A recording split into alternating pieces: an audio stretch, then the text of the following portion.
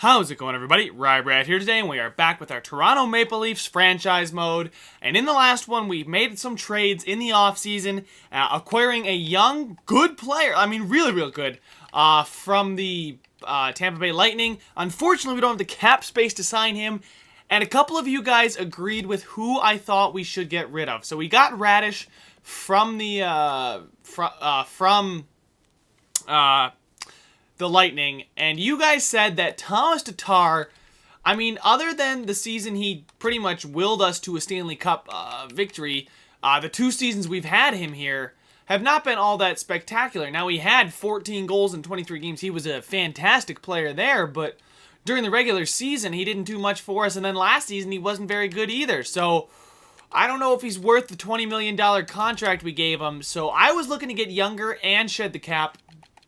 So I found somebody on the Philadelphia Flyers who, I'm not sure this trade's going to go through straight up, but Johnson here. Lou Johnson, Canadian-born right winger, two-way forward, 19, medium top 6, looks pretty good already, but they want to give him up. He doesn't have too tremendous of a trade value, and I don't know if this will go through 1-for-1.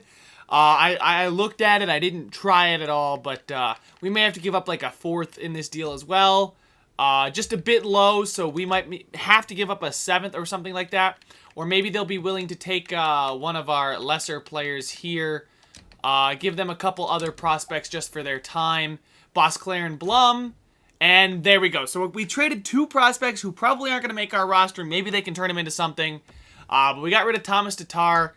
And we acquired Lou Johnson. So I think we're all set here. I just need to go ahead, hit best lines, and then I'll go ahead and sign Radish here. You guys will see the contract I offer him. Now, hopefully he's not going to want too much on the cap here, because I don't want to have to give him more than I think he's worth, or more than a guy like Thomas Tatar. Although we have $6 million, I doubt the kid's going to want $6 million, but he's already pretty good. We signed Mullen, if you guys remember that. We drafted this guy in the 5th round. He's 20. He's 84 low elite left wing two-way forward. He's got a wicked shot. A wicked slap shot. And pretty good awareness, and defensively very, very good. So maybe he can provide us some goals on the shorthanded, but this is the kind of guy you want on your penalty kill, and you want him on your 2nd, 3rd line, because he's that perfect guy. Now, if he could work on his puck handling and stick skills, I think he could turn into a first liner someday, but oh yeah, and Radish is not there as Radish. There we go. So we got Butler, who was almost ready to come up. Jay Butler here. We drafted him in the 4th round in 2019. Offensive awareness of a 98. Oh my god, the dude's got the offensive IQ of, I don't know. It's just amazing. All right, so wow, he wants 1 year 2.65. Can I get you on 2 years at 3? 2 years 3.25. Or 2 years 3.15. Yeah, I'll just give him what he wants. Screw it. 2 years 3.25 or 2.25. I think that'll be a good compromise, because he's already an 82 overall. And as far as other players, Roussel is almost ready to be signed to his NHL contract. We drafted him 11th overall. That was one of our better drafts. Anyway, the 2020 draft was actually pretty good for us. But once he signs, I can go ahead and set up the lines and show you guys. I don't know if you guys, you guys I think I'm going to stick around. I don't know how I'm going to cut it, so I don't know if I'm going to jump around, or I might just cut out what I'm saying right now. Who knows? But I am going to take you guys with me. Radish accepted. Booyah. All right, I'll take that. And then we'll go ahead, edit the lines real quick, throw him into the lineup here, the starting lineup, because I hope he's going to be something for us, because I'd rather have him than Lou Johnson. I know Lou Johnson, we just traded for him, but I think Mullen, oh wait, no. Why is Nylander down to an 85? Man, that really sucks. Hopefully our team can pick it back up. But no, we want Nazem Kadri there, Silverberg, Brown, Bennett, there we go, Heinen. I'll fix all this in just a second. Johnson scratched. Brooks and Nielsen. Okay, so I need to call them up from the minors. That's not too bad. Radish coming on up from, there we go. And in the NHL, who are we going to send down? Johnson, Nielsen, and I think I'm going to leave Brooks scratched. I am paying him $1.5 million, so we will hopefully be able to use him. But yeah, let's go ahead. Best lines it here. Jost for Toffoli, and flip those guys, flip flip these guys and that guy. Radish there for Reichel. I'm actually liking the way these lines are looking. Radish is a right winger. Silfverberg's a right winger, but that's okay. He can play on the left side there. Mullen, Kadri, Toffoli, Nylander, Matthews, Jost. And then our fourth line is Reichel, Heinen, Brown. I don't know why I did it in that order, but I did. We got Riley, Theodore, Liljegren, Spurgeon, Martinez, Dermott. Now, Martinez is probably past his... He is past his prime. So, he's on his way down. But coming up, we've got a guy like Ty Smith, hopefully, and Wes Spencer. He's listed as minor league top 4 defenseman, so we'll play these two guys together. Hopefully they turn into something for us. We really need somebody to come up because, man, I don't know. I definitely think we need, oh yeah, there we go. We need some younger guys in the roster. I'm at that point where we need the youth players to step up, and we need that infusion of lesser contracts. Freddie Anderson's still doing fine. 31, I already found a medium elite goaltender, so we are all set there. Let's go ahead and get this thing rolling. I'm excited to see how Jost does and how Marner does. Marner on the Avalanche now. How they do respectively, because I flip-flopped them because I didn't need another playmaker. I needed a goal scorer alongside of Matthews and Nylander.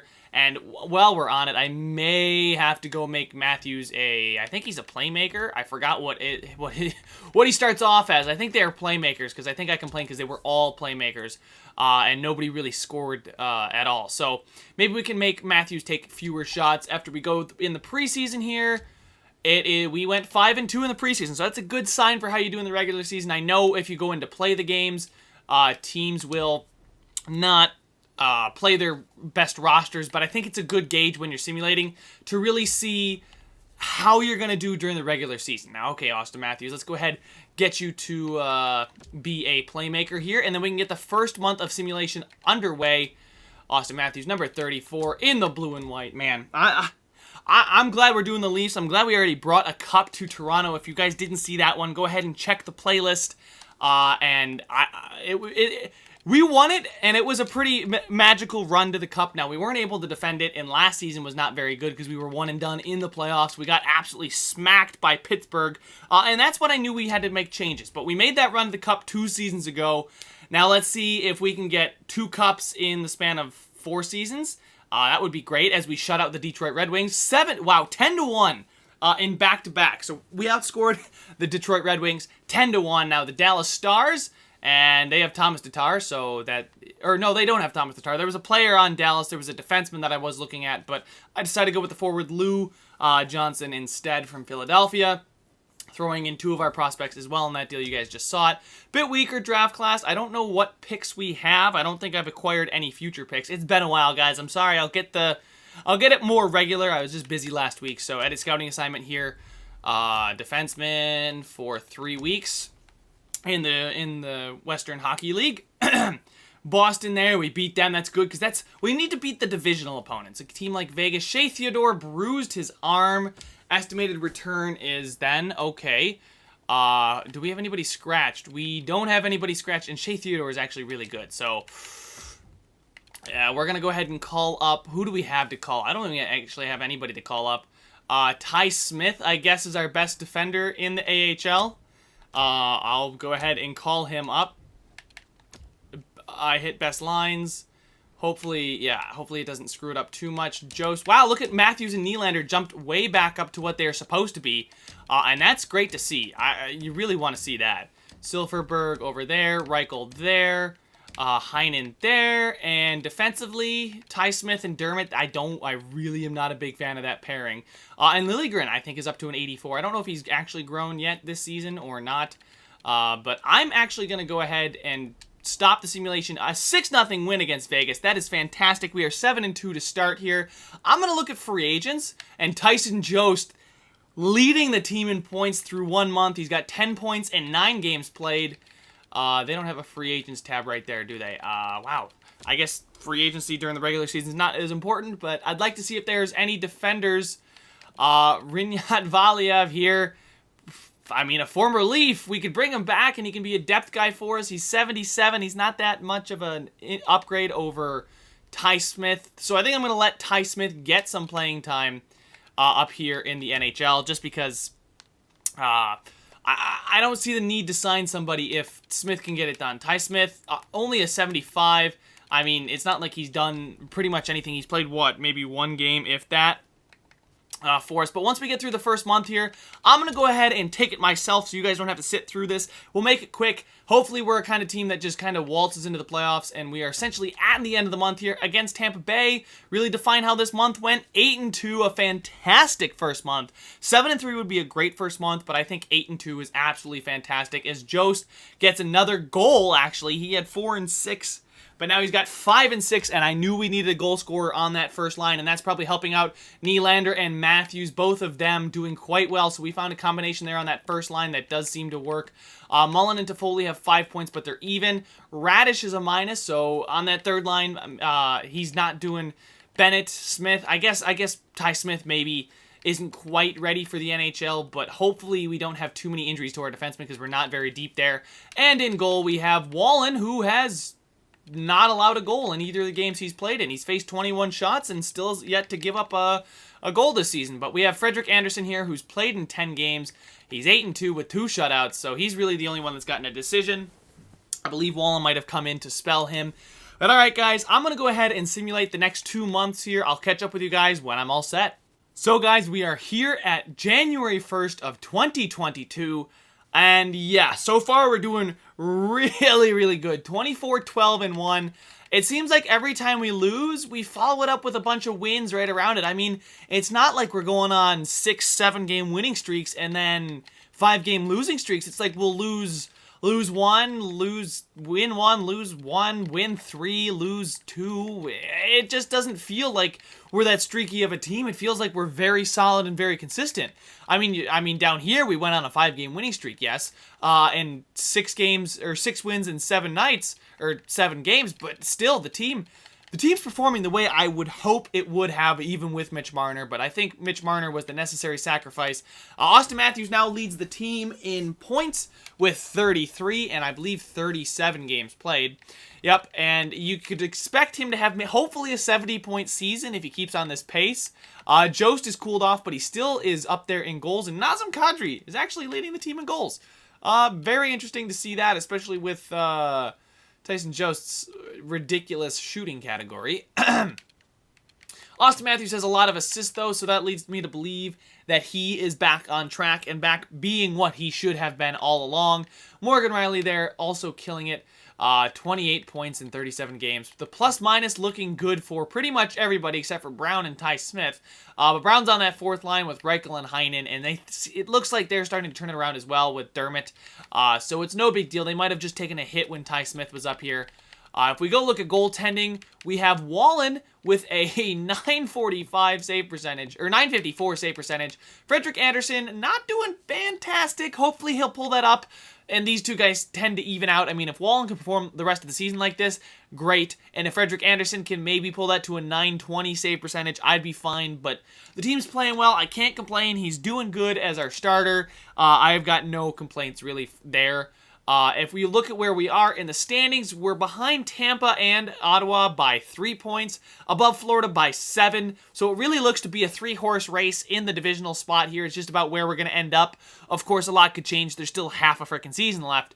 But we have 3 points behind, like I said, Ottawa and Tampa. And hopefully, we can go ahead and keep performing to the level we do here. I think I'm going to go ahead get up to that trade deadline here, and then we can ride out the last couple weeks of the season together. But this next 2 months, I'm just going to go ahead and get it all done. No real major injuries to report, just a couple nicks.